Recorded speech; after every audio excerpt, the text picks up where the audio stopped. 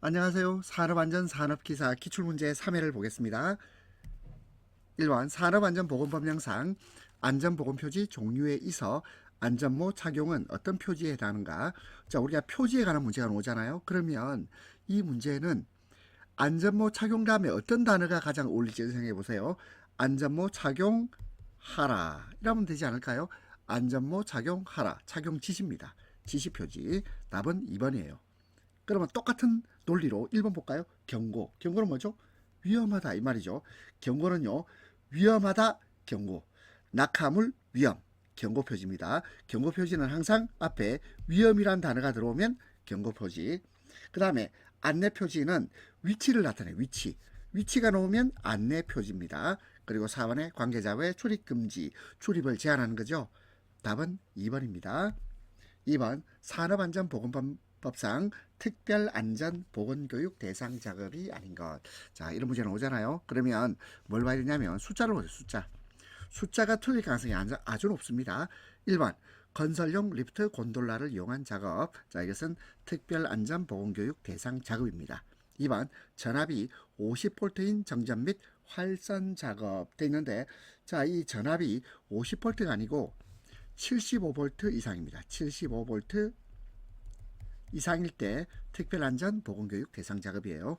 3번 화학설비 중 반응기, 교반기 추출기의 사용 및 세척 작업. 4번 액화석유가스, 수소가스 등 인화성 가스 또는 폭발성 물질 중 가스의 발생장치 지급 작업은 모두 특별안전보건교육 대상 작업이에요. 자, 이런 문제 나오면 어떻게 하라고요? 숫자를 봐라. 숫자를 50V 아닙니다. 75V 이상. 75V 이상이에요. 답은 2번. 3번 사고의 간접 원인이 아닌 것. 자, 간접 원인 아니다. 무슨 말일까요? 직접 원인. 직접 원인을 골라라. 직접 원인은 두 가지가 있습니다. 물적 원인과 인적 원인. 자, 다시 사고의 간접 원인이 아닌 것. 이것은 직접 원인을 구하는 것이고, 직접 원인은 물적 원인과 인적 원인. 물적 원인은 이것은 불완전한 상태입니다. 불완전한 상태.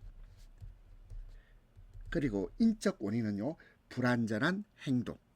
자, 그래서 직접 원인은 물적 원인, 인적 원인이 있습니다. 그리고 2번, 3번, 4번에서 정신적 원인, 관리적 원인, 신체적 원인은 모두 간접 원인입니다. 간접 원인.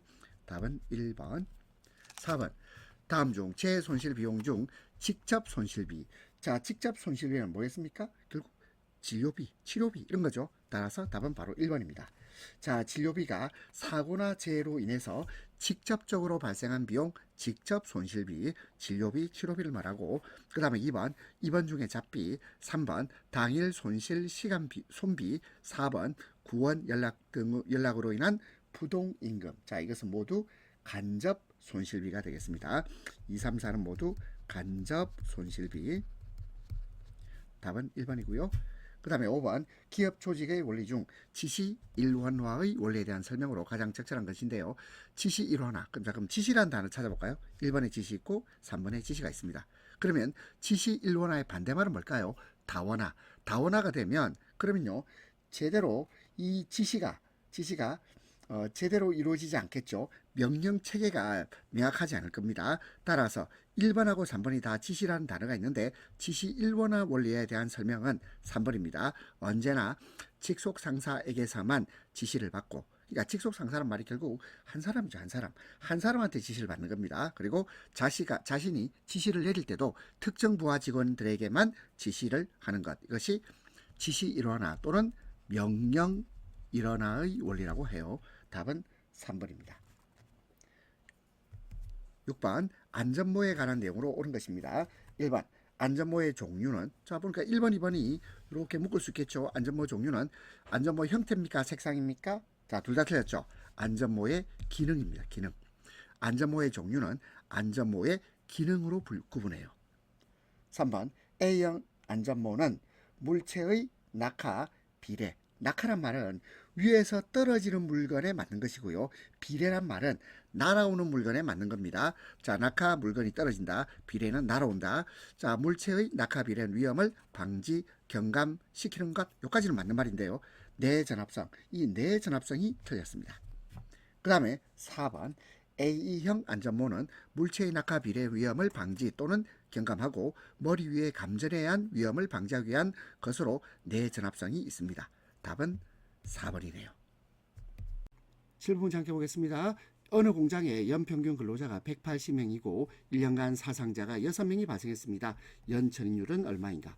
자, 우리가 연천인율하고 도수율, 자, 이게 헷갈리는 경우가 있거든요. 그리고 제가 첫 강의하면서 이게 헷갈렸어요. 자, 그래서 다시 수정해서 강의를 올리겠습니다. 연천인율은요, 1년 동안 이 연이 1년이에요. 그리고 천인, 1000명, 1000명 중 몇 명이 사고를 당하는지 보여주는 숫자입니다. 그럼 공식은요, 연평균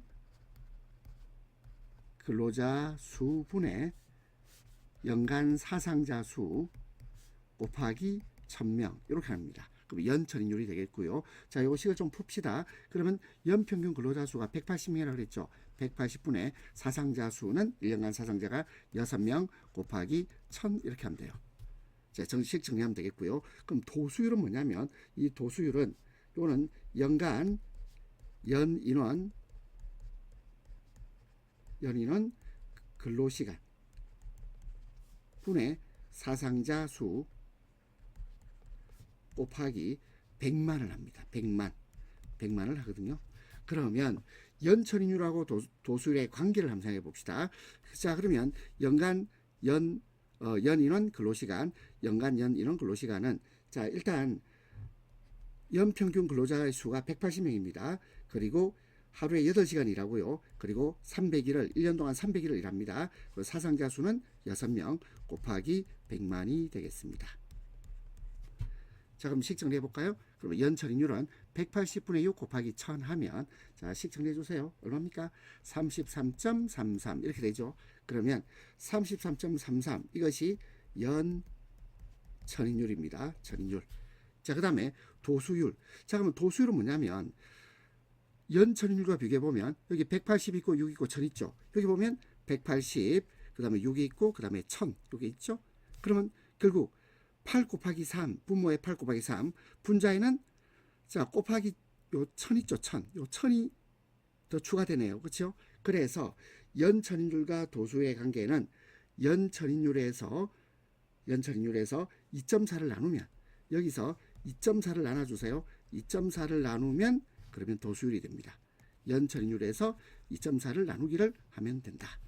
그러면 자, 이거 한번 정리해 볼까요? 이거 정리하면 그럼 결국 이것은 13.89가 나옵니다. 13.89. 그러면 연천인율에서 2.4를 나누면 도수율이 되고 그러면 13.89 이것이 도수율입니다. 자, 다시 정리하겠습니다. 자, 제가 이 강의를 처음 찍을 때 연천인율과 도수율을 혼동해서 설명을 해드려서 다시 정정을 하겠습니다. 그리고 이걸 또 지적해 주신 우리 수강생님 너무 감사드려요. 자, 7번. 어느 공장의 연평균 근로자가 180명이고 1년간 사상자가 6명, 연천인율은 얼마인가? 그리고 근로자는 하루 8시간씩 연간 300일을 근무합니다.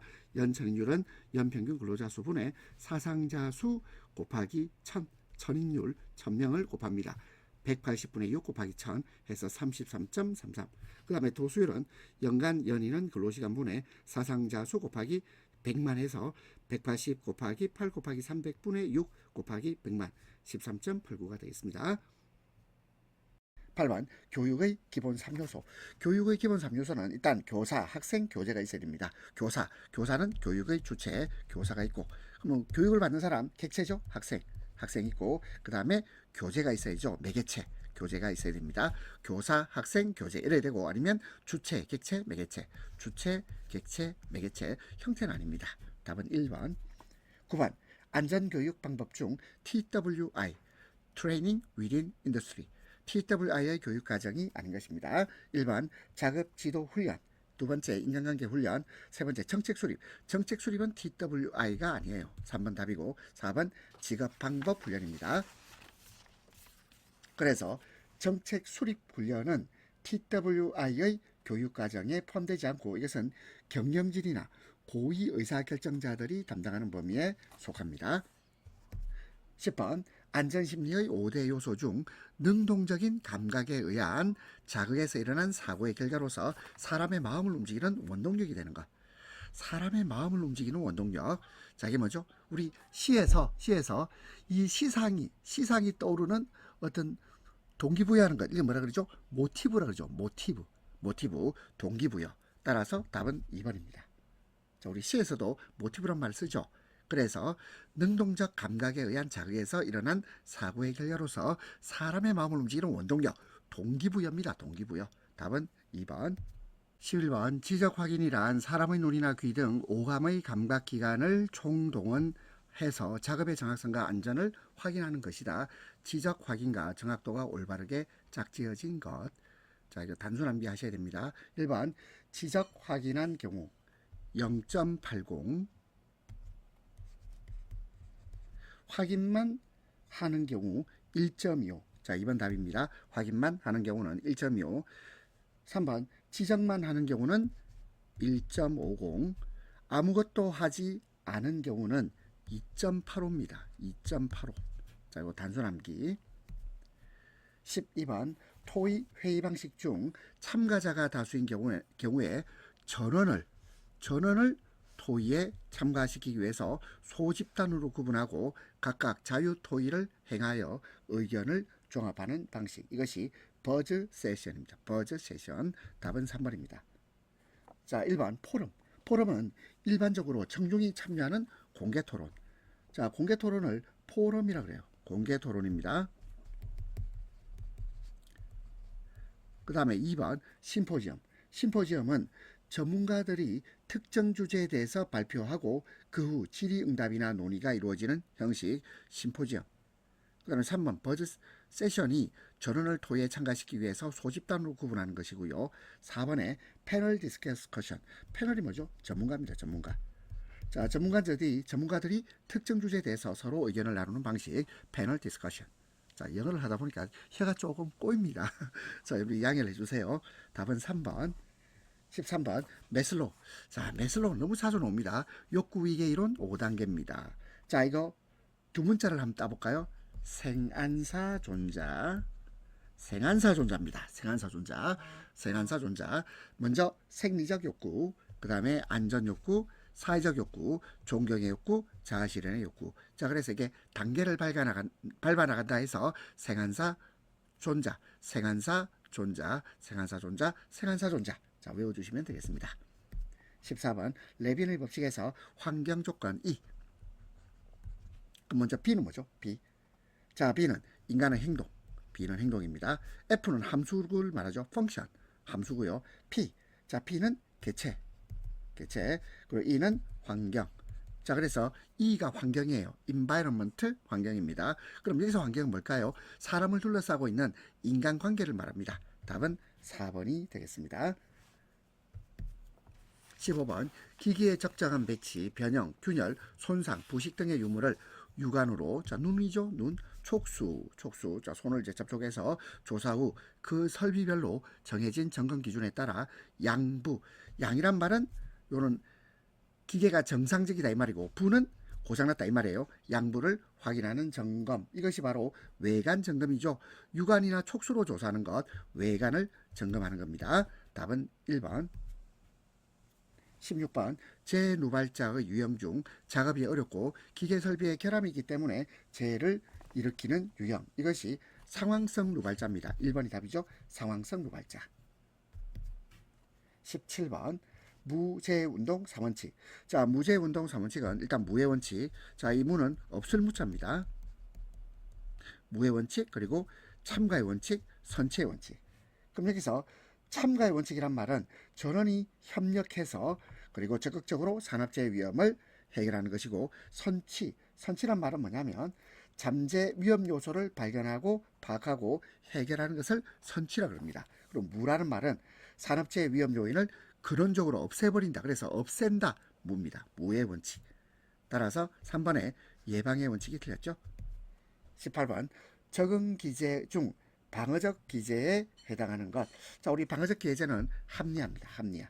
방어 기제는 합리화. 그러면 1번 고립, 2번 퇴행, 3번 억압. 1번, 2번, 3번은 자, 모두 도피 기제라고 해요. 도피 기제. 따라서 자, 답은 4번이 되겠습니다. 19번 안전관리 조직의 형태 중 참모식, 스태프, 참모식 조직에 대한 설명으로 틀린 것입니다. 1번 이 조직은 분업의 원칙을 고도로 요한 것이며 책임 및 권한이 직능적으로 분담되어 있는 게 스텝 참모식 조직입니다. 2번 생산 및 안전에 관한 명령이 각각 별개의 계통에서 나오는 결함이 있죠. 그래서 응급처치 및 통제 수속이 복잡해요. 3번 참모의 특성상 업무관장은 계간의 작성조사, 점검 결과에 따른 조언 보고에 머무르기 때문에 직접 관장하고 통제하지는 않습니다. 직접 관장 통제 틀렸죠? 자, 이거는 라인 조직을 말해요. 라인 조직을 말합니다. 참모 조직이 아닙니다. 자, 그래서 틀린 것은 4번입니다. 20번 재해의 원인이 되는 기계장치나 기타 물 또는 환경을 뜻하는 것, 이걸 기인물이라고 그래요. 기인물. 그리고 우리가 가해물이라는 것은 상해를 가하는 물체나 요인을 말하고, 가해물은 범위가 좁고 기인물은 범위가 더 넓어요. 자, 가해물보다 기인물이 범위가 넓습니다. 재해 근원이 되는 기계장치, 기타의 물 또는 환경을 기인물이라고 합니다. 21번 정적 자세 유지 시 진전, 트레머. 자, 진전을요 좀 쉬운 말로 합시다. 뭐죠? 이건 떨림을 말해요. 떨림을 감소시킬 수 있는 방법 틀린 겁니다. 1번 시각적인 참조가 있도록 한다. 자, 우리가 시각적인 피드백, 이거는요 자세를 안정시킬 수 있죠. 1번 맞습니다. 2번 손이 심장 높이에 있도록 유지하면, 그러면 혈류와 관련해서 진전 악화를 방지할 수 있습니다. 손이 심장 높이 있도록 유지하면 떨림을 감소시킬 수 있다. 3번 작업 대상물에 기회적 마찰이 있도록 하는 것. 자, 우리 마찰은요 이건 진전을 줄이는 데 효과적입니다. 4번 손을 떨지 않으려고 힘을 주어. 자, 힘을 준다. 이게 무슨 말입니까? 이거는 긴장한단 말이죠. 긴장을 하게 되면 오히려 진전이 악화되죠. 진전이 악화됩니다. 4번이 틀렸네요. 22번 인간의 과오. 자, 인간의 과오를 영어로 좀 해봅시다. 자, 물론 영어 싫어하는 사람이 있는데 이 정도는 우리가 해주면 좋겠네요. 휴먼 에러죠. 자, 휴먼 에러. 그럼 뭐가 있나요? HE. 자, 그럼 여기서 HE 찾아봅시다. 여기 있네요. HE. THERP에서 H가 있죠. 인간 가오를 정량적으로 평가하기 위한 기법으로 인간 가오의 분류 시스템과 확률을 계산하는 안전성 평가 기법을 THERP라고 합니다. 그 다음에 2번 FTA. 자, FTA는 시스템의 고장 원인을 도출하기 위해서 논리적으로 분석하는 기법을 FTA라고 합니다. Fault Tree Analysis. 그 다음에 ETA는 특정 사건이 발생한 이후의 결과를 분석하기 위한 기법이에요. ETA. 그 다음에 HAJOP, 해좁은 공정 안전과 설계 결함을 식별하기 위한 방법론입니다. 자, 따라서 인간의 가오, 휴먼 에러 하면 H가 나오면 되겠다. 답은 1번입니다. 23번 어떤 기계의 고장률이 시간당 0.002로 일정할 때 이 기계를 100시간 사용했을 때 고장이 발생할 확률. 자, 우리가 고장이 발생할 확률을 구하는 공식은 1 빼기 2의 마이너스. 자, 그 다음에 이제 뭘 하냐면 마이너스하고 고장률 곱하기 시간, 이렇게 하면 돼요.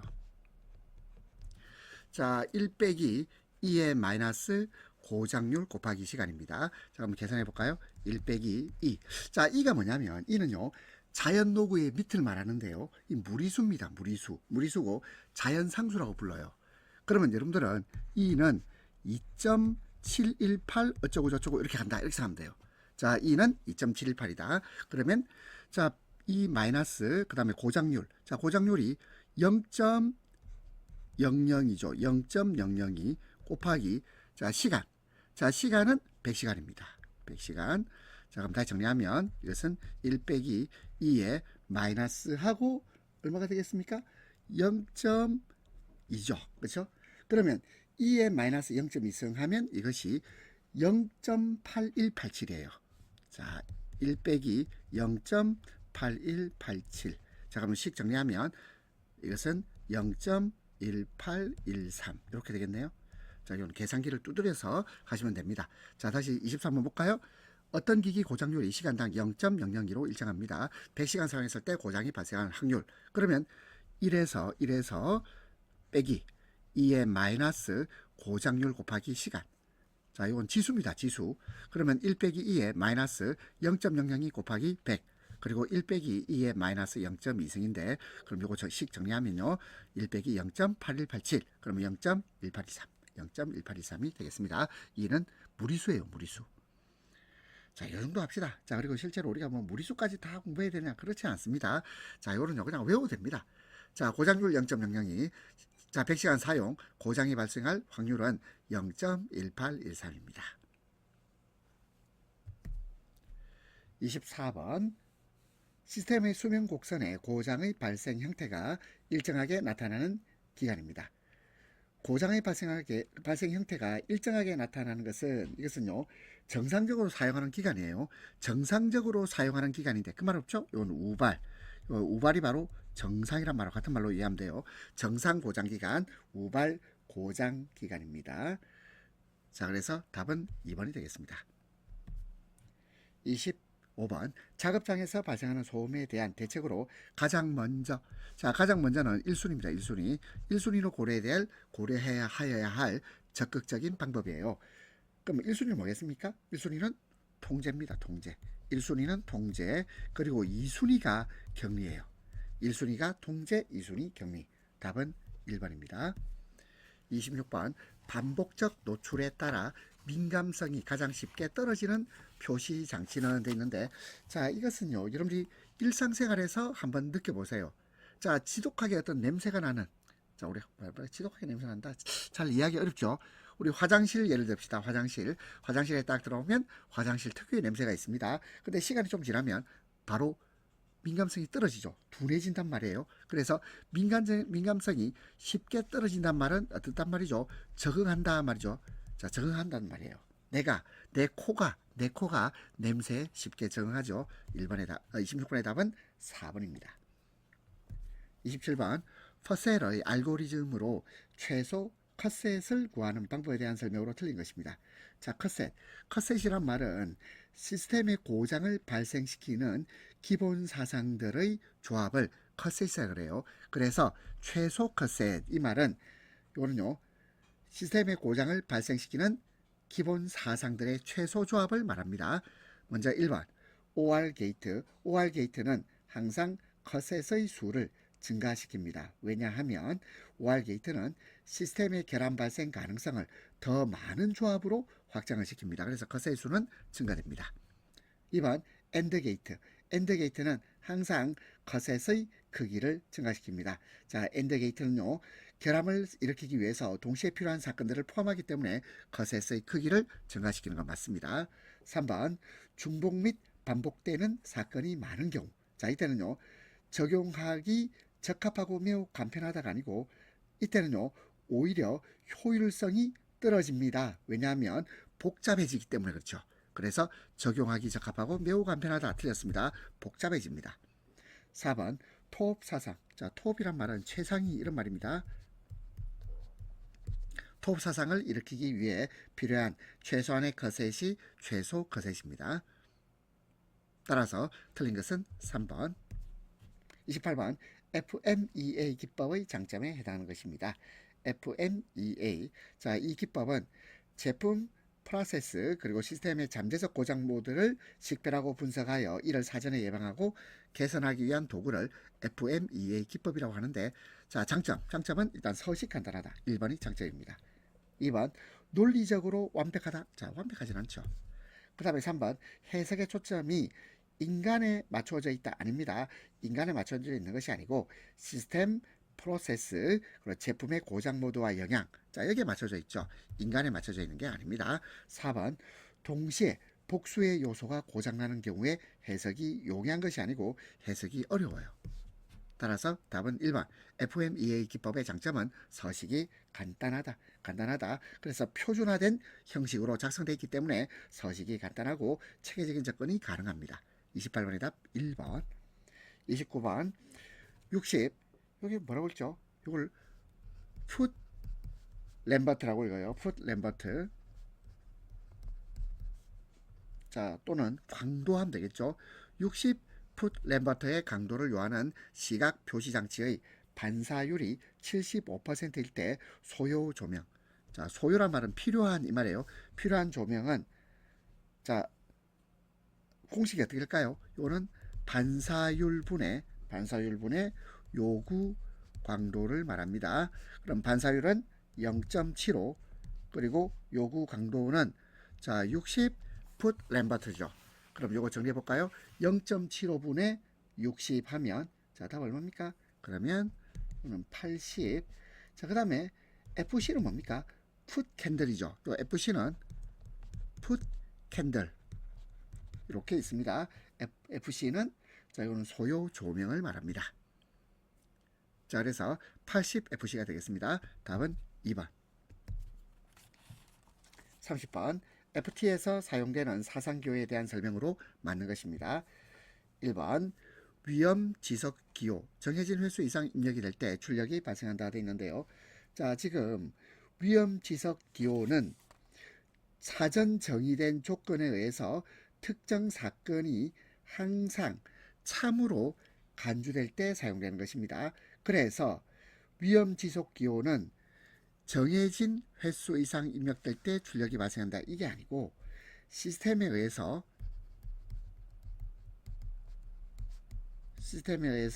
항상 존재하는 위험 요인을 나타냅니다. 따라서 1번 틀렸고요.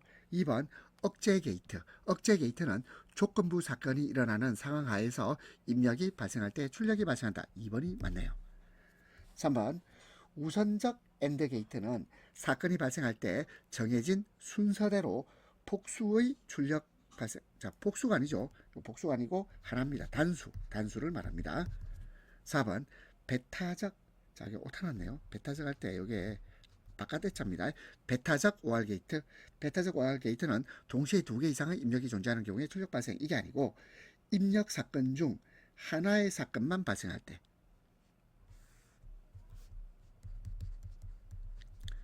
입력 사건 중 하나의 사건만 발생할 때 출력이 발생해요.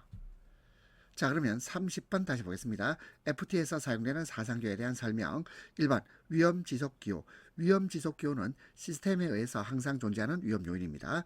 2번 억제게이트는 조건부 사건이 일어나는 상황 하에서 입력이 발생할 때 출력이 발생합니다. 2번 맞고요. 3번 우선적 엔드게이트는 사건이 발생할 때 정해진 수대로 단수의 출력이 발생합니다. 4번의 배타적 OR 게이트는 입력 사건 중 하나의 사건만 발생할 때 출력이 발생해요.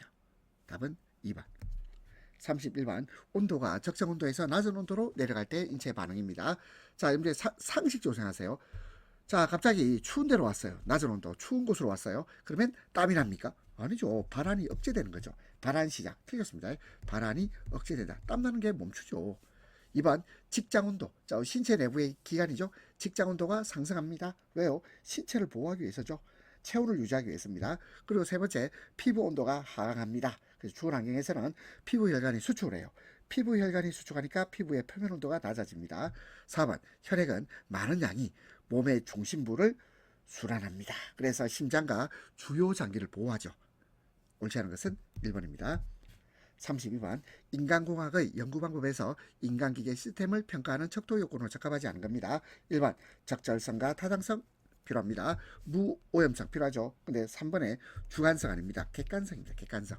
4번에 신뢰성 맞고요. 답은 3번. 33번 니오시의 연구에 기초하여. 자, 니오시 번역할 때 우리가 미국 국립 산업안전보건연구소 또는 미국 국립 직업안전보건연구소 또는 미국 국립 직업안전위생연구소 다양하게 번역합니다. 어쨌든 미국의 연구소입니다. 미국 연구소 연구에 기초해서 목과 어깨 부위의 근골격계 질환 발생과 인간계가 가장 적은 위험 요인입니다. 자, 뭘까요? 자, 보세요. 1번입니다. 1번. 진동이에요. 자, 진동이 나면 이거는 손과 팔에 무리가 가죠. 손과 팔에 무리가 가는 겁니다. 거기에 비해서 2번 반복 작업, 3번 과도한 힘, 4번 작업 자세는 목과 어깨 부위의 근골격계 질환 발생과 인간계가 높습니다. 답은 1번. 34번 인간기계 시스템에서 기본적인 기능에 해당하지 않는 것입니다. 기본적 기능은 일단 행동 기능이 있고 정보 수용 기능이 있고 정보 저장 기능이 있는데 설계는 아닙니다. 정보 설계는 이건 시스템 설계자가 수행하는 활동이에요. 답은 2번. 35번 시력과 대비감도. 자, 대비감도란 말은 서로 다른 세기의 빛을 구별할 수 있는 시각의 능력을 말합니다. 대비감도. 자, 시력과 대비감도에 영향을 미치는 인자에 해당하지 않는 건데 노출 시간, 연령, 휘도. 자, 휘도란 말은 밝기를 말해요. 밝기 수준. 자, 이것은 모두 시력과 대비감도에 영향을 미치는 인자인데 주파수는 요거는요 소리하고 관련되는 거죠. 주파수는 소리하고 관련되는 거지 시력하고 관련되는 게 아닙니다. 자, 따라서 답은 3번. 36번 조정장치를 3cm 움직였을 때 표시장치의 지침이 5cm 움직였을 때 CRB. 자, CRB는요 요런 표시장치의 이동거리분의 조정장치의 이동거리를 말합니다. 표시장치 이동거리분의 조정장치 이동거리. 표시장치 지침이 5cm 움직였다 그랬죠. 자, 그때 조정장치도 움직입니다. 3cm 움직였어요. 5분의 3. 5분의 3이니까 0.6입니다. 0.6. 답은 2번.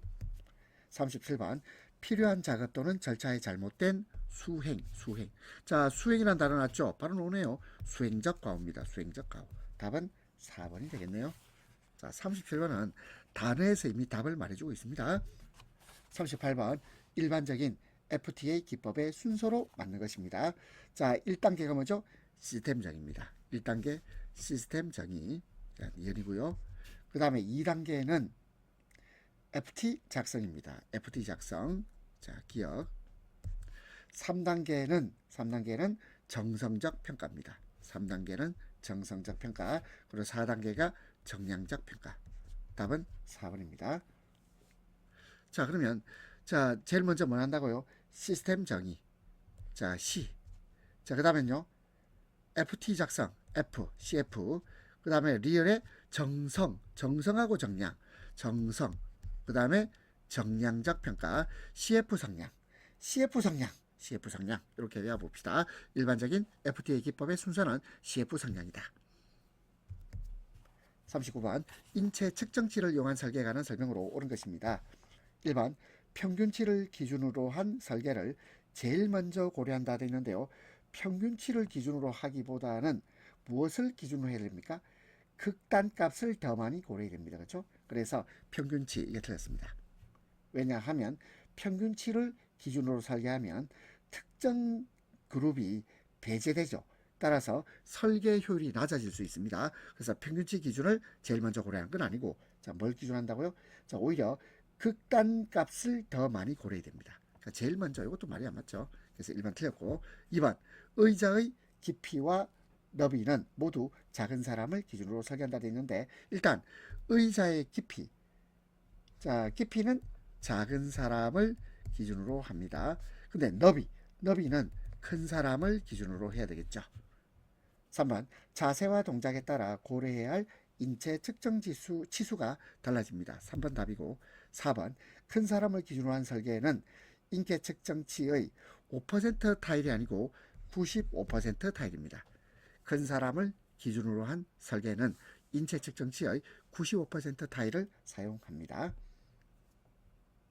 옳은 것은 3번. 40번 제어장치와 표시장치에 있어 물리적 형태나 배열을 유사하게 설계하는 것은 어떤 양립성의 원칙에 해당하는가 되어 있는데요. 물리적 형태나 배열을 유사하게 설계한다 그랬죠. 자, 이것은요 결국 공간적 양립성입니다. 답은 3번입니다. 41번 프레스게이 방호장치의 종류가 아닌 것.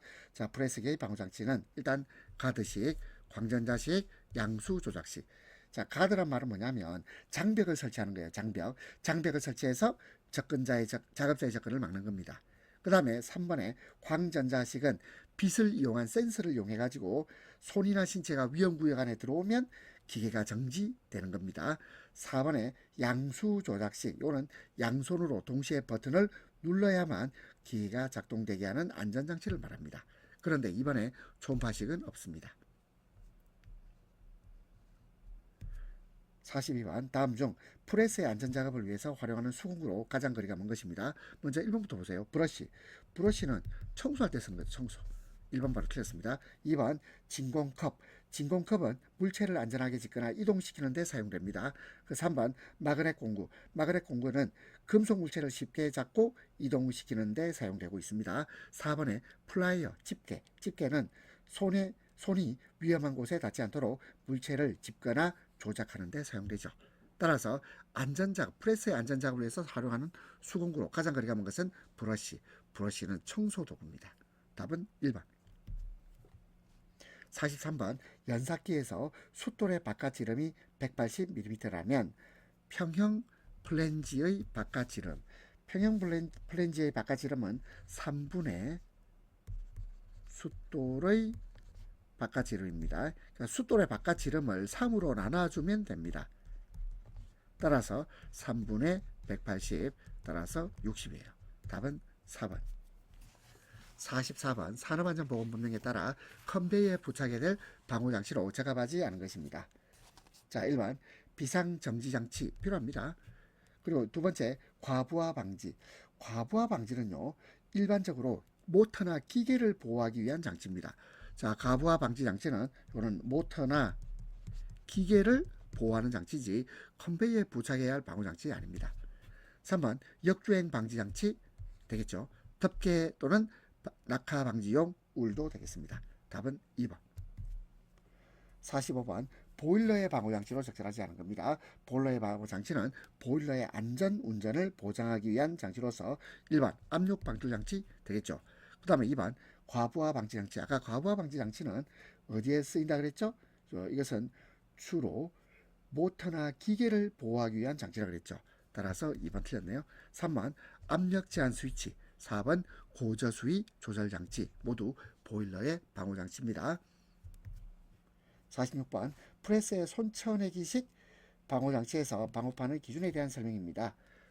방호판의 폭은 금형 폭의 2분의 1 이상이어야 하고 행정 길이가 300mm 이상인 프레스 기계에서는 방호판의 폭을 300mm로 해야 합니다.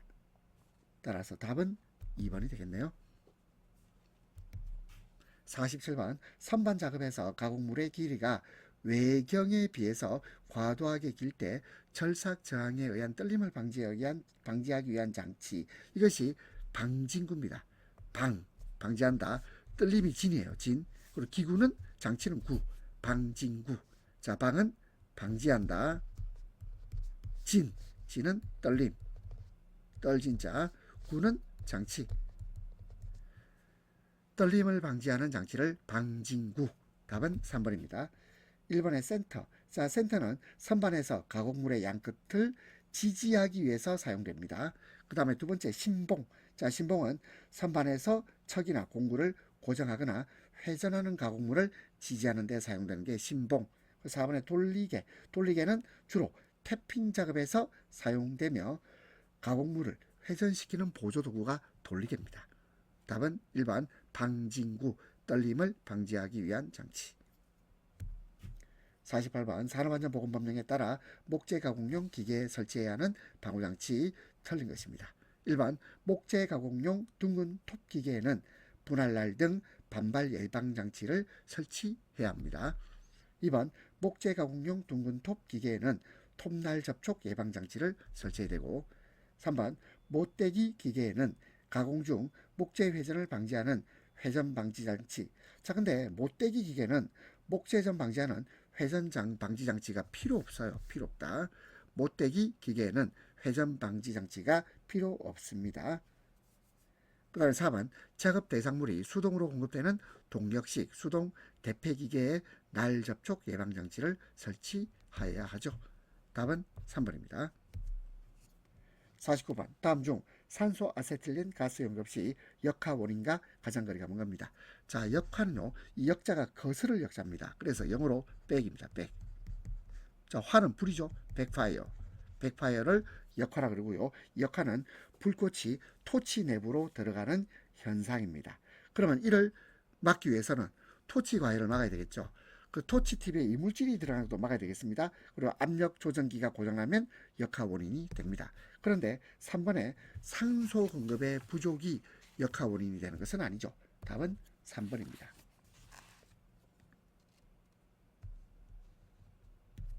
자, 50번 그림 문제입니다.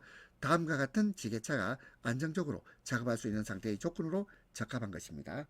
자, 그러면 M1, 이건 화물의 모멘트. 자, 모멘트는 뭐냐면 이건 힘의 효과 이런 뜻이에요. 모멘트를 그냥 힘이라고 생각해요. 힘. 화물의 힘, 차의 힘. 자, 힘이라고 해도 되고 아니면 이해하기 쉽게 무게라고 이해도 되겠습니다. 그러면 화물의 힘하고 차의 힘 어느 것이 더 커야 되겠습니까? 당연히 차의 힘이 커야죠. 그렇죠? M1보다는 M2가 커야 되겠습니다. 답은 1번입니다. 51번 다 그림과 같이 두 줄의 와이어 로프로 중량물을 달아 올릴 때 로프에 가장 힘이 적게 걸리는 각도입니다. 힘이 최소화되려면 요 섹타가 작아야 됩니다. 섹타가 작아야 돼요. 그래서 섹타가 작을수록 유리합니다. 그래서 로프에 걸리는 장력이 각도가 작아질수록 감소하는 원리를 생각하시면 되겠죠. 따라서 30도. 답은 1번입니다. 52번 기계 설비의 안전 조건에서 구조적 안전화와 자 해당하지 않는 거죠. 구조적 안전화. 먼저 1번 가공 결함, 2번 재료 결함, 3번 설계상의 결함 모두 구조적 안전하고 그 다음에 4번에 방호장치의 작동 결함. 방호장치의 작동 결함은 이거는 구조적 안전화가 아니고 이거는 운영적 안전화라고 합니다. 자, 이것은 운영적 안전화를 말한다. 답은 4번입니다. 53번 두 개의 회전체가 회전 운동을 할 때 물림점. 여기서 물림점은 무엇을 말합니까? 이것은 접점에서의 상대 운동을 말합니다. 접점에서의 상대 운동. 그러면 접점에서의 상대 운동이 발생하려면 접점에서 상대적인 마찰력이 발생해야 되고요. 마찰력이 발생한다는 것은 두 개의 방향이 서로 반대라는 뜻이에요. 반대 방향으로 움직일 때 마찰력이 발생하겠죠. 그렇다면 두 회전체의 회전 방향이 서로 반대해야 됩니다. 그래서 하나의 회전체가 시계 방향으로 움직이면 회전하면 다른 하나는 시계 반대 방향, 하나는 시계 방향, 다른 하나는 시계 반대 방향으로 회전하면 물림점이 발생할 수 있습니다. 답은 4번이네요. 54번 양수 조작식. 자, 양손으로 조작한다는 뜻이죠. 양수 조작식 방호장치에서 누름 버튼 상호 간의 내측 거리는 몇 밀리미터 이상이어야 합니까? 이것은 300mm 이상이어야 됩니다. 답은 2번입니다. 왜냐하면 300mm는 작업자가 안전하게 양손을 사용하여 작업을 수행할 수 있는 안전 기준의 거리예요. 따라서 300mm 이상. 55번 기계의 왕복 운동을 하는 동작 부분과 움직임이 없는 고정 부분, 동작 부분과 고정 부분 사이에 형성되는 위험점으로 프레스 등에서 주로 나타나는 것. 자, 프레스에서 상당히 위험한 상황이 어떤 겁니까? 이건 끼었을 때입니다. 끼었을 때. 그러면 자, 우리가 끼인다는 것을 한자어로 표현하면 협착이라고 그래요. 협착. 그러면 답은요. 협착점. 협착점이 바로 끼임점을 말해요.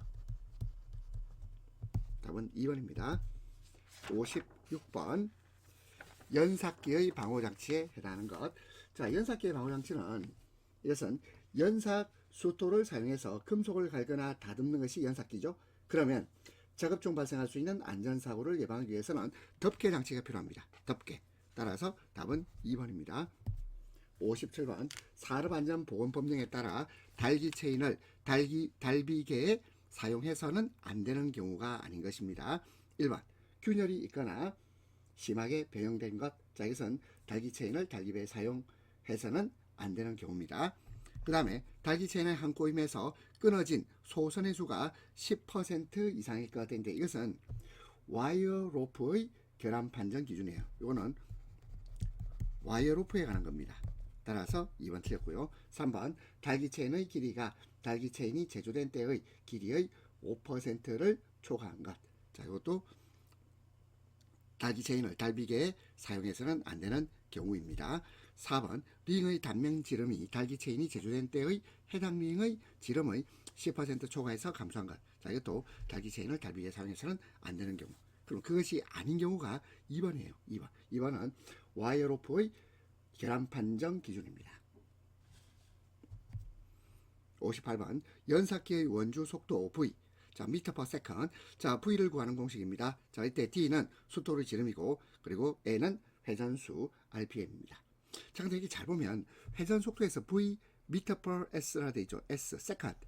자, 이게 뭐죠? 이건 초입니다. 초. 그죠? 초입니다. 그 다음에 RPM. RPM 할 때 M이 뭐죠? M. 요 M은 분이에요. 자, 그렇다면 원주 속도 VMS. 자, 미터 퍼 세컨드. 자, 이 초로 환산된 원주 속도입니다. 그런데 N은 회전수인데 RPM인데 분으로 되어 있죠. 그렇다면 요 N을 60으로 나눠야 되겠습니다. 왜냐하면 1분은 60초 아닙니까? 60초? 그렇죠? 그렇다면 요 N에다가 60을 나눠야 돼요. 그래야 초가 되겠죠. 답은요? 3번입니다. 60분의 파이 dn입니다.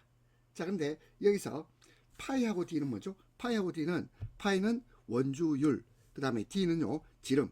그러면 파이하고 d를 곱한 것, 이건 뭘까요? 이거는 숫돌의 원주 길입니다. 원주 길이. 원주 길에다가 회전수를 곱하는데 회전수는 분으로 되어 있으니까 초로 바꾸기 위해서는 60을 나눠줘야 된다.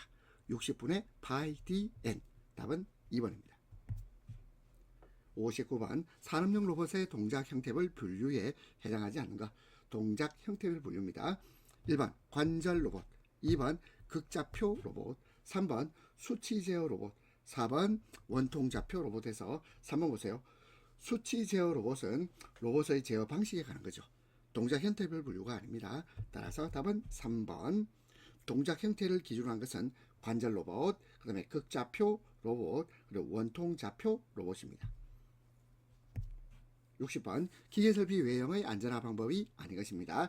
외형의 안전화 방법 덮개 필요합니다. 그 다음에 2번 안전색채 조절 필요하고요. 3번 가드 설치 필요합니다. 그런데 페일 세이프. 자, 페일이 뭡니까? 페일은 고장, 세이프는요 안전하다 이런 뜻이죠. 그러면 자, 고장이 났는데 안전해지려면 뭐가 필요하죠? 이거는 멈춰야죠. 기계의 작동을 정지시키는 게 필요합니다. 그러면 이 페일 셀프는 이거는 기능적 안전화에 관한 겁니다. 기능적 안전화, 외형의 안전화 방법이 아니고 이거는 기능적 안전화 방법이에요. 따라서 답은 4번입니다. 61번 액체가 관내를 이동할 때 정전기 발생하는 현상입니다. 자, 이건 왜 발생합니까 하면 이것은요, 액체가 관내를 이동할 때 정전기가 발생하는 것은 관평형과의 상호작용으로 인해서 발생합니다. 유체가 이동한다. 이게 뭐죠? 유체 이동. 유체가 이동한다. 유동입니다. 유동. 유체가 이동하면서 자, 정전기 전하가 분리되고 이 전하 축적이 정전기를 발생시키는 거죠. 그래서 이것을 유동대전이라고 해요. 액체가 관내를 이동할 때 정전기가 발생하는 현상을 유동대전, 유체가 이동하면서 대전, 정전기가 발생합니다. 따라서 답은 4번입니다.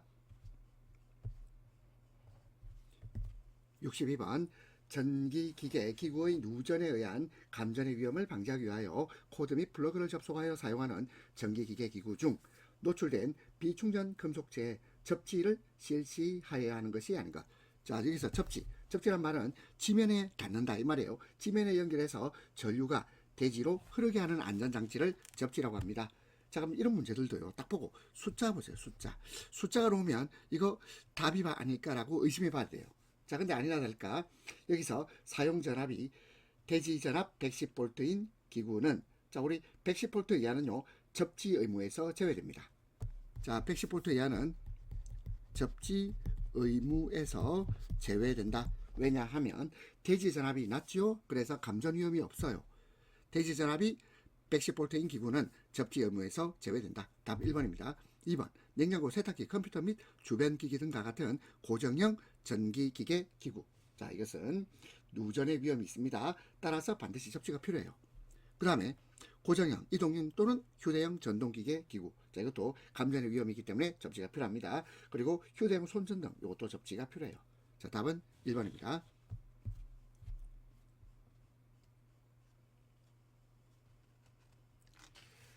자, 그리고 63번 보겠습니다. 도체의 정전 용량 C는 20, 자, 이걸로 뭐라고 읽습니까? 이거를요, 마이크로라고 읽죠. 마이크로. 그리고 F를 페럿. 마이크로 페럿이라고 있습니다. 자, C는 20 마이크로 페럿.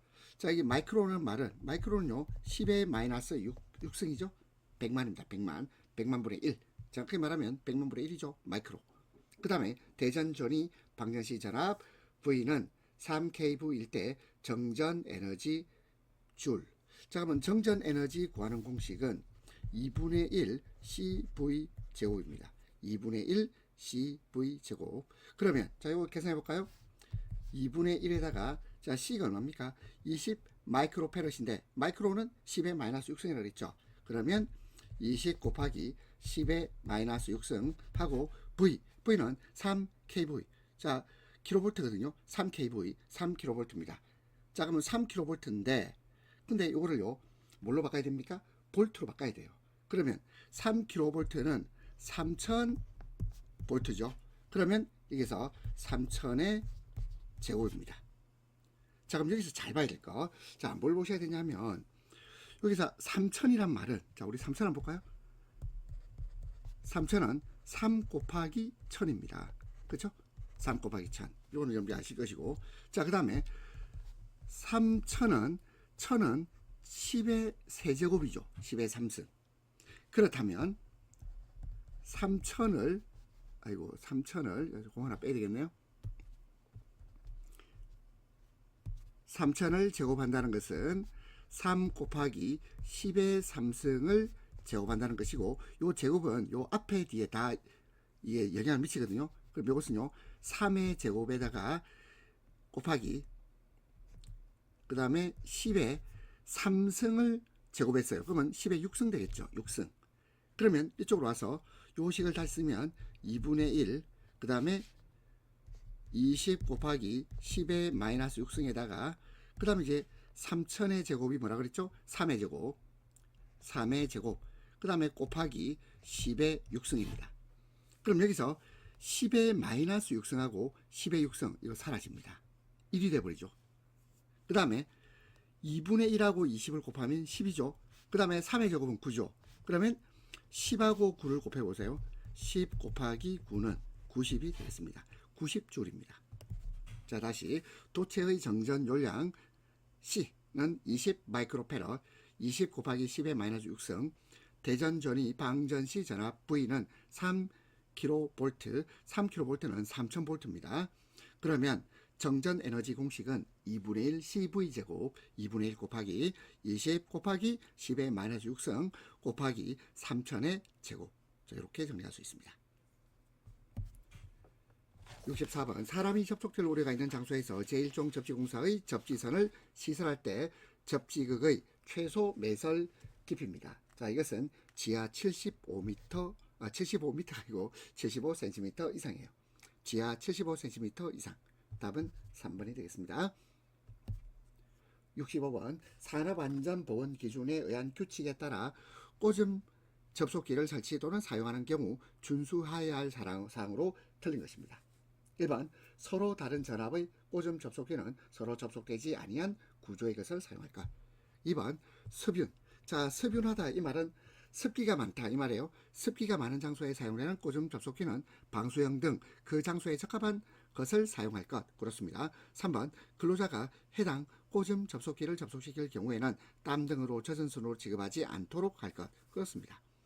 그리고 4번 꽂음 접속기에 잠금장치가 있을 때에는 접속 후 개방하여가 아니죠. 잠그고. 잠금장치가 있다고 그랬잖아. 잠금장치가 있으면 잠그고 사용해야 됩니다. 답은 4번입니다.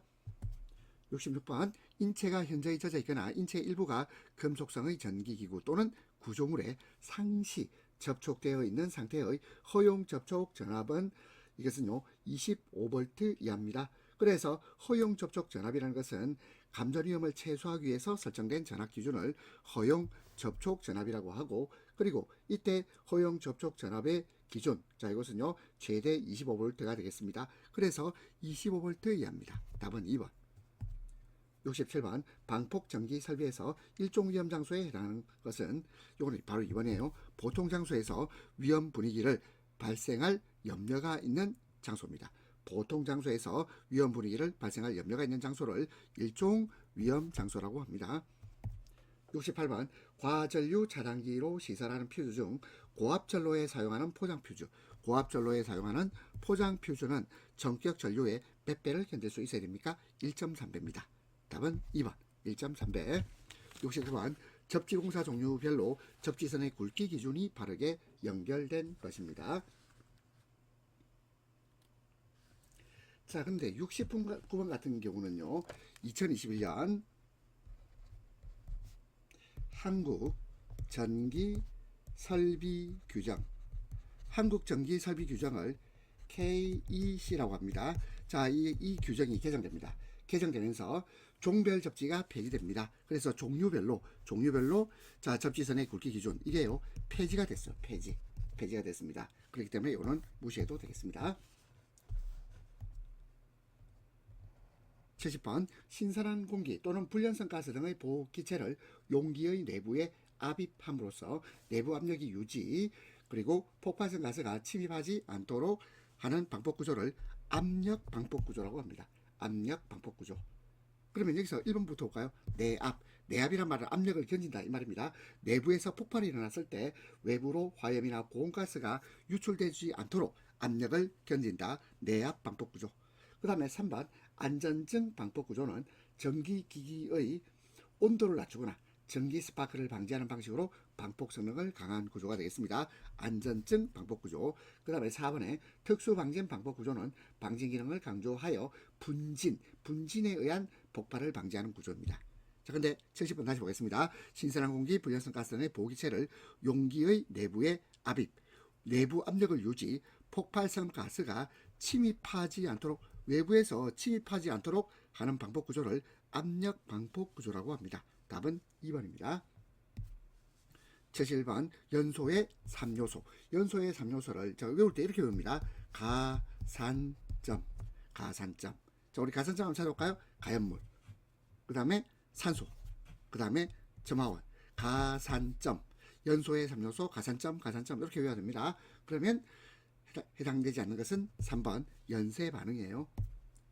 71번 산업안전보건법령에서 정한 위험물을 기준량 이상으로 제조하거나 취급하는 설비 중 특수화학설비에 해당하지 않는 것입니다.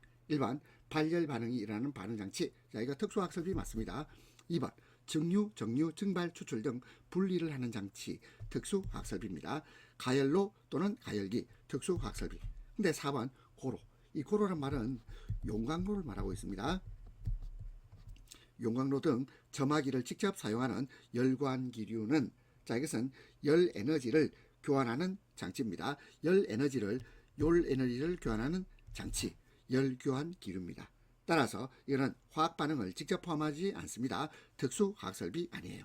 따라서 고로 등 점화기를 직접 사용하는 열교환 기류는 특수화학설비가 아닙니다. 답은 4번.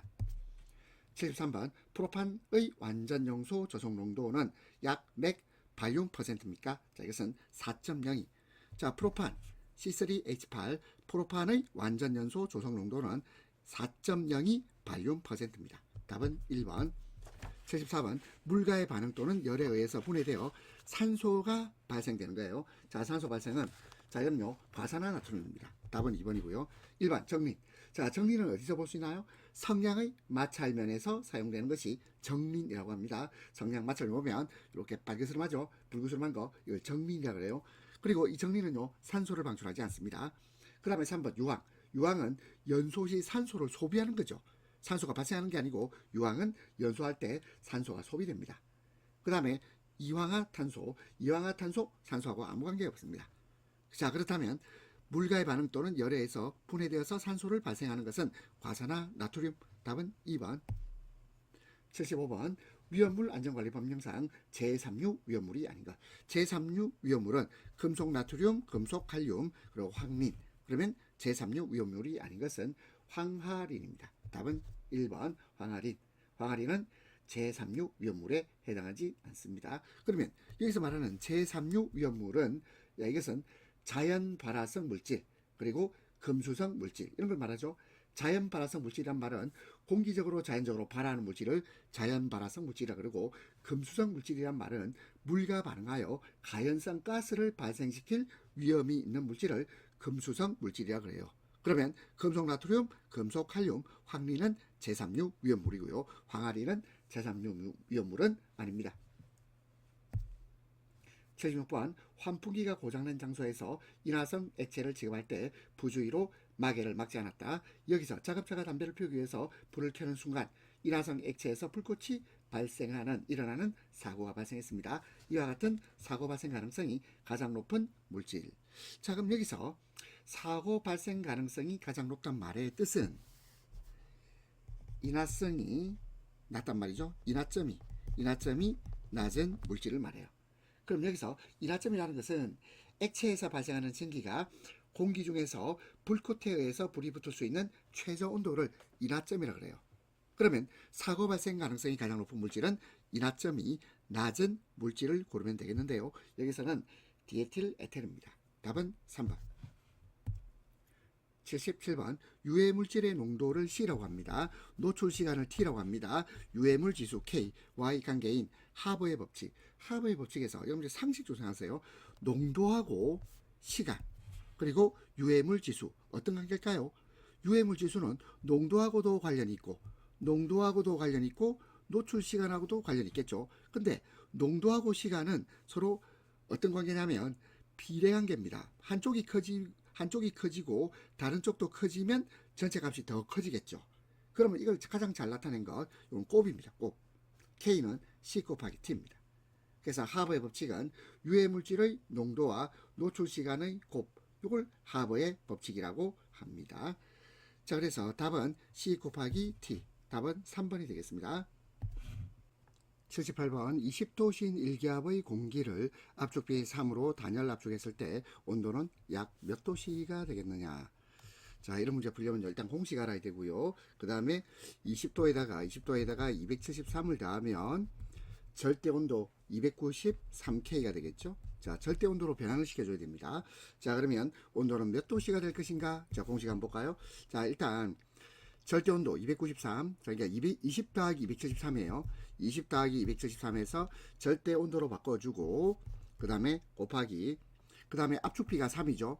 자, 3을 써줍니다. 자, 그 다음에 지수에다가 공기의 비열비를 쓰는데, 자, 공기의 비열비가 뭐라 그랬죠? 1.4 그랬죠. 1.4 분의 1.4 빼기 1을 해줘야 돼요. 이게 공식입니다. 자, 20도씨인 1기압의 공기를 압축비 3으로 단열 압축했을 때 온도는 몇 도씨가 되겠는가? 자, 이거 한번 외워봅시다. 일단 온도 나왔죠? 20도씨, 여기다가 273을 더하면 293K인데 이게 절대 온도입니다. 자, 그 다음에 곱하기, 그 다음에 압축비가 3이죠. 자, 3을 써주고, 그 다음에 지수에서 공기의 비열비는 1.4라 돼 있는데 1.4분의 1.4 빼기 1, 이걸 지수로 쓰면 됩니다. 자, 그럼 다시 정리하면 293 곱하기 3의 지수가 1.4분의 0.4죠. 1.4분의 0.4. 1.4분의 0.4는 얼마입니까? 그러면 이거는 7분의 2가 되죠. 7분의 2. 자, 그럼 이거 계산해 볼까요? 그러면 요 값만 정리하면 이건 얼마냐면 약 1.37이 됩니다. 그럼 다시 정리하면 293 곱하기 1.37 하면 이건 대략적으로 401이 나와요. 401. 그러면 이제 여기서 401을, 이게 절대온도죠. 401을 이번에는 273을 빼줘요. 빼주면 그러면 섭씨 온도가 나오겠습니다. 자, 401에서 273을 빼면 128이 되겠네요. 따라서 온도는 128도입니다. 답은 2번. 자, 뭐 이런 문제 힘들죠. 뭐 여러분 힘드실 것 같습니다. 자, 이거는 그냥 공식을 외운다 생각한다. 온도를 절대온도로 바꾼다. 절대온도로 바꾸는 공식은 섭씨에다가 273을 더한다. 그리고 압축비 3을 곱해주는데 그 지수에다가 공기의 비열비를 지수로 올리는데 1.4분의 1.4 빼기 1을 하면 되겠습니다. 79번 전련성 액체를 운반하는 관에서 정전기로 인해 일어나는 화재 및 폭발을 예방하기 위한 방법으로 가장 거리가 먼 것입니다. 일단 전련성 액체는 뭐죠? 이거는 휘발유나 등유를 예를 들 수 있습니다. 휘발유나 등유를 운반하는 관에서 정전기로 인해서 일어나는 화재 및 폭발을 예방하기 위한 방법이에요.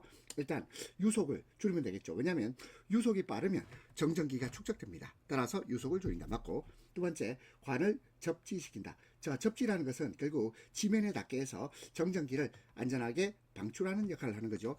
관을 접지시킨다. 이것도 답이 되겠습니다. 3번 도전성이 큰 재료의 관을 사용한다. 도전성이 크다 이 말은 전기가 잘 통한다 이 말이에요. 전기가 잘 통하는 재료의 관을 사용하게 되면 정전기를 방지할 수 있습니다. 그 다음에 4번 관의 안지름을 작게 하면, 안지름이 작으면 어떻게 될까요? 그러면 유속이 빨라지고요. 유속이 빨라지면 마찰이 증가해서 정전기 발생 가능성이 높아져요. 따라서 안지름을 작게가 아니고 오히려 크게 만들어야 되겠죠. 답은 4번입니다. 80번 분진 폭발에 대한 안전대책으로 적절하지 않은 겁니다. 1번 분진의 퇴적을 방지하는 것 필요하고요. 점화원 제거도 필요합니다. 그 다음에 입자 크기를 최소화한다.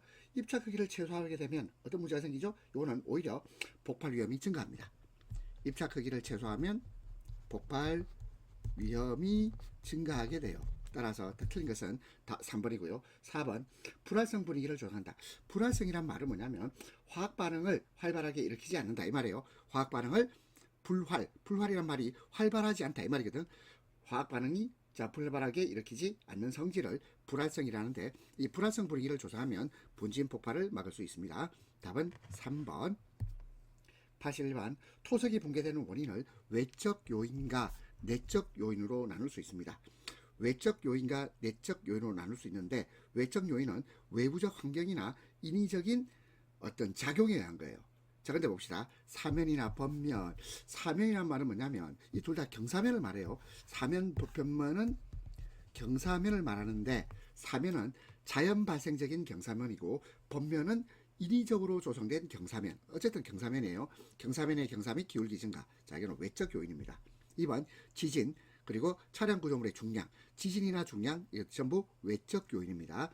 3번 공사, 그리고 진동, 반복 하중의 증가, 전부 외적 요인이죠. 근데 4번 절토 사면의 토질, 암질, 요거는 재료 자체의 물리적 화학적 특성에 관한 겁니다. 따라서 내적 요인, 따라서 외적 요인은 1, 2, 3, 내적 요인은 4번이 되겠습니다.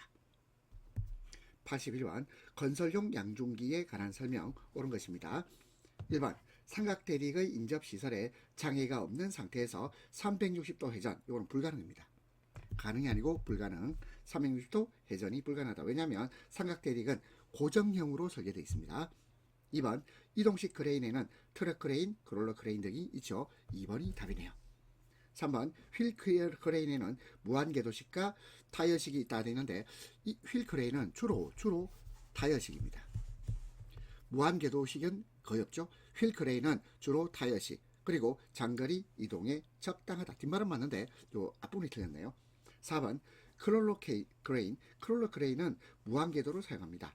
무한궤도를 사용하기 때문에 휠 크레인보다 기동성이 뛰어나지 않죠. 크롤러 크레인은 무한궤도를 사용하기 때문에 휠 크레인보다 기동성이 뛰어나지 않습니다. 답은 2번. 83번 다음은 공사 진척에 따른 안전관리비 사용 기준입니다. 안전관리비 사용 기준에서 공정률 50% 이상 70% 미만, 70% 이상 90% 미만, 그리고 90% 이상. 자, 근데 이게 보세요. 두 번째하고 세 번째 보면 90% 이상에서 사용 기준 요거 90% 이상이죠. 70% 이상 90% 미만은 사용 기준이 70% 이상입니다. 그러면 50% 이상 70% 미만은 어떻게 놓을까요? 이거 딱 보니까 규칙 보이죠? 이거 50% 이상이 되겠네요. 답은 3번입니다. 84번 거푸집 동바리 조립도에 명시해야 할 삼각 거리가 가장 먼 것입니다. 1번 작업환경 조건. 거푸집 동바리 조립도에 작업환경 조건을 명시하지는 않습니다. 따라서 1번이 답이고요. 2번 부재의 재질. 부재의 사용되는 자재를 부재라 그러죠. 부재의 재질. 자, 그럼 표시합니다. 그 단면 규격 표시하죠. 설치 간격도 표시해야 됩니다. 답은 1번. 85번 굴착 공사 시 안전한 작업을 위한 사질 지반, 점토지를 포함하지 않는 것의 굴착면 기울기와 높이 기준으로 옳은 것입니다. 이거는 1대 1.5 이상 그리고 5m 미만입니다. 기울기는 1대 1.5 이상으로 하고 높이는 5m 미만으로 할까요? 답은 1번입니다. 86번 철골 공사 시 도계, 자 도계란 말은 무너진다 이 말이에요. 무너지는 위험이 있어서 강풍에 대한 안전 여부를 확인해야 할 필요성이 가장 높은 겁니다. 1번 연 면적당 철골량이 일반 건물보다 많은 경우, 철골량이 많으면 경고하죠. 경고하니까 자 이것은 강풍에 대한 안전 여부를 확인해야 할 필요성이 낮습니다. 그 다음에 2번 기둥의 H형광, H형광은 구조적으로 안전성이 높지요. 따라서 강풍 위험을 줄입니다. 2번도 해당사항 없고 3번 이음부가 공장 용접, 이 공장 용접은 현장 용접보다 품질이 우수하여 따라서 강도가 높지요. 따라서 자 안전 여부를 확인할 필요성이 높은 경우가 아닙니다. 4번 단면 구조가 현저한 차이가 있으며 높이가 2m 이상, 아주 높아요. 높이가 2m 이상입니다.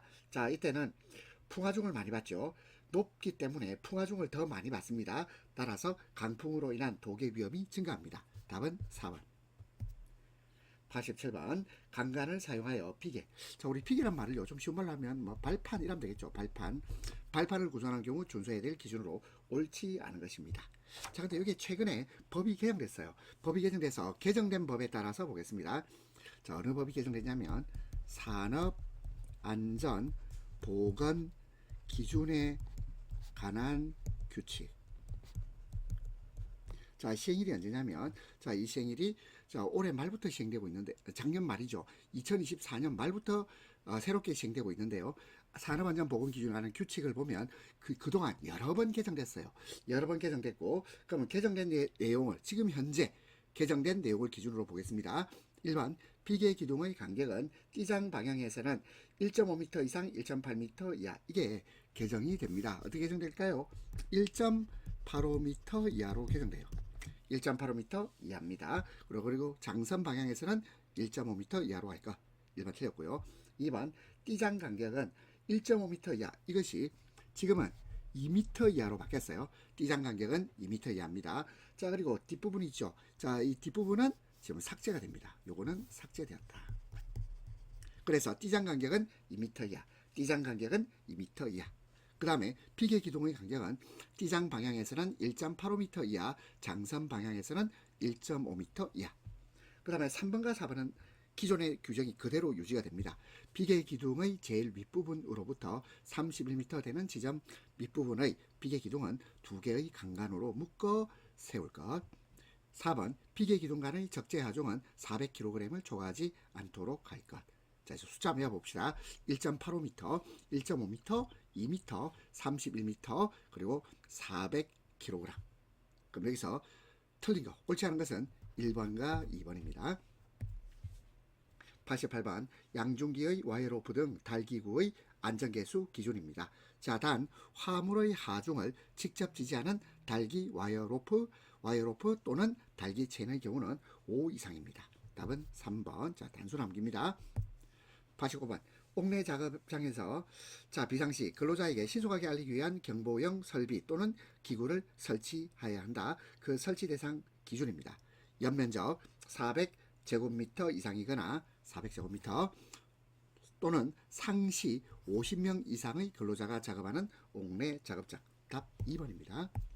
90번 비탈면 붕괴 방지를 위한 붕괴 방지 공법과 가장 거리가 먼 것인데 1번 배토공법. 배토란 말은 토사를 덮어서 비탈면을 보호하고 있습니다. 붕괴 방지 공법 맞고요. 그 다음에 압성토공법. 압성토공법이란 말은 비탈면의 안전성을 유지하기 위해서 투합을 조절하는 방법이에요. 압성토공법 맞습니다. 자 3번 공작물 설치. 자 우리 공작물을 설치해 가지고 뭐 지지벽이나 옹벽이나 보강토를 통해서 비탈면의 안전성을 확보할 수 있겠죠. 그 다음에 4번 언더피닝 공법. 자 언더피닝은요, 자 이것은 비탈면 붕괴 방지 공법과는 거리가 멉니다. 이것은 주로 건물 기초를 보강하는 거예요. 건물 기초를 보강하는 공사입니다. 건물 기초 보강 공사가 되겠습니다. 답은 4번. 91번 거푸집 동바리 등을 조립하거나 해체하는 작업을 하는 경우에 준수해야 할 사항으로 옳지 않은 겁니다. 1번 해당 작업을 하는 구역에는 관계 근로자 아닌 사람의 출입 금지. 1번 맞고요. 2번 비는 그 밖의 기상상태 불안정으로 날씨가 몹시 나쁜 경우에는 작업 중지입니다. 3번 재료, 기구 또는 공구를 올리거나 내리는 경우 근로자 간 서로 직접 전달하면 안 되죠. 왜? 서로 직접 전달하면 이거는 위험이 있습니다. 사고 위험 있죠. 그래서 달줄, 달포대 등의 사용을 해야 되겠죠. 그래서 기구를 사용해야 됩니다. 4번 낙하 충격에 의한 돌발적 재해를 방지하기 위해서 버팀목을 설치하고 거푸집, 동바리 등을 인양 장비에 매단 후에 작업을 하도록 하는 등 필요한 조치를 해야 되겠습니다. 따라서 옳지 않은 것은 3번입니다. 92번 철근의 가스 절단 작업 시 안전상 유의해야 할 사항으로 옳지 않은 겁니다. 1번 작업장에는 소화기 비치해야 되고요. 그리고 2번 호수, 전선 등은 다른 작업장을 거치는 곡선상의 배선, 이거 틀렸죠. 다른 작업장을 거치는 곡선상의 배선이 되면 이거는 누전 또는 화재의 원인이 될 수 있지 않겠습니까? 그렇다면 이건 어떻게 되냐면 가능한 한 직선으로 배치할 필요가 있습니다. 그래서 이건 곡선상의 배선이 아니고 직선, 호스, 전선은 직선이어야 됩니다. 왜냐하면 곡선으로 하게 되면 이런 손상을 초래하거나 또는 사고 위험이 발생할 수 있습니다. 3번 전선의 경우 피복이 손상되어 있는지를 확인해야 되고 4번 호수는 작업 중에 겹치거나 밟히지 않도록 합니다. 답 2번. 93번 터널 등의 건설 작업을 하는 경우에 낙반 등에 의해서 근로자가 위험해질 우려가 있는 경우 그 위험을 방지하기 위해서 취해야 할 조치와 거리가 먼 겁니다. 1번 터널 지보공 설치. 자, 지보공이란 것은 터널 작업 시 붕괴나 낙반을 방지하기 위해서 설치하는 구조물을 지보공이라 그래요. 그렇다면 터널 지보공을 설치하는 것, 이거는 취해야 될 조치입니다. 그 다음에 두 번째 록볼트. 록볼트란 말은 안반의 붕괴를 방지하기 위해서 안반을 고정하는 장치를 록볼트라 그러죠. 2번도 맞고요. 3번 부석. 자, 부석이란 말은 떨어질 위험이 있는 돌을 부석이라 그래요. 부석 제거 필요합니다. 그 다음에 4번 산소 측정. 산소 측정은 이거는 작업 환경 관리에 관한 거죠. 작업 환경 관리에 관한 거지 낙반에 의한 위험을 방지하기 위해서 취해야 할 조치하고는 거리가 멉니다. 답은 4번 되겠습니다. 94번 철골 공사 중 트랩, 이 트랩을 그냥 쉬운 말로 하면 사다리라고 합시다. 사다리를 이용해서 승강할 때 사다리는 수직 아닙니까? 수직, 그죠? 수직에 관한 내용이에요. 사다리.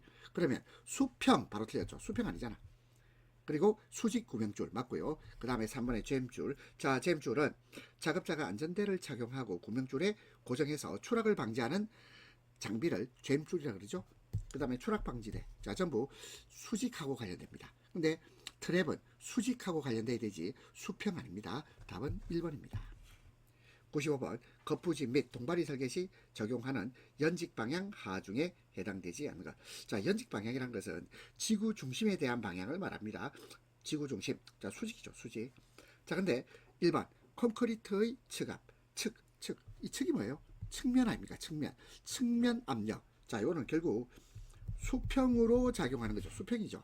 측이란 말 자체가 옆측자인데 수평으로 작용하는 압력을 측압이라 그래요. 그러면 이거는 연직 방향, 연직은 수직이죠. 수직하고 측압은 아무 해당 사항이 없지요. 그 다음에 2번 철근 콘크리트의 자중. 이거는 철근 콘크리트 그 자체의 무게입니다. 무게. 그 다음에 작업 하중. 그리고 작업자의 무게나 장비 하중을 작업 하중이라 그러고요. 그리고 충격 하중. 충격 하중은 공사 과정에서 발생할 수 있는 동적 하중을 말합니다. 그렇다면 연직 방향 하중에 해당하지 않는 것은 측압입니다. 답은 1번. 96번 철골 작업 시 위험 방지와 관련해서 철골 작업을 중지해야 하는 강설량의 기준. 자, 이거는 시간당 1cm 이상이에요. 시간당 눈이 1cm 이상 쌓이면 그러면 철골 작업을 중지해야 됩니다. 답은 3번. 97번 굴착공사의 경우 유해 위험 방지 계획서 제출 대상의 기준으로 오는 것입니다. 이것은 깊이 10m 이상인 굴착공사. 답 3번이에요. 굴착 깊이가 10m 이상. 깊이 10m 이상인 굴착공사입니다. 98번 비계의 높이가 2m 이상인 작업 장소에 설치되는 작업 발판의 구조에 관한 기준으로 옳지 않은 것. 자, 이런 문제 나오면 뭘 보라고 했죠? 숫자를 봐야 됩니다. 숫자 중에 답이 있어요. 1번 작업 발판의 폭은 40cm 이상입니다. 1번 맞고 2번 발판 재료 간의 틈은 5cm 이하가 아니고 이거는요 3cm입니다. 5cm가 아니고 3cm 이하로 할 것.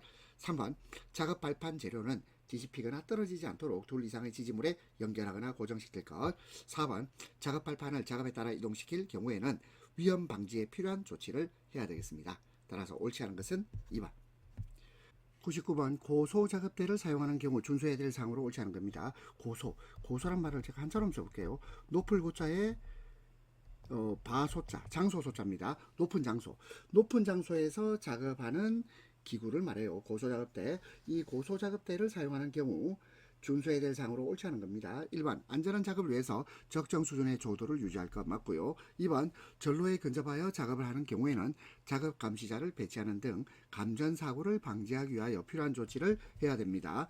3번 작업대의 품대를 상승시킨 상태에서 탑승자는 작업대를 벗어나지 말아야 되겠습니다. 그리고 4번 전환 스위치는 다른 물체를 이동하여 고정할 것. 고정하면 안 됩니다. 왜냐하면 고정하게 되면 비상시 기계를 신속히 정지하거나 제어할 수 없게 되기 때문에 전환 스위치는 고정하는 게 아니에요. 답은 4번이 되겠습니다. 자, 그리고 이제 마지막 문제 100번 문제 한번 보겠습니다. 100번. 자, 우리 100번에서 이게 뭐 누가 낙서를 해놨네요. 낙서를 해놨는데 지우겠습니다. 100번 계단의 개방된 측면에 근로자의 추락 위험을 방지하기 위하여 안전 난간을 설치하고자 할 때 설치 기준으로 옳지 않은 것입니다.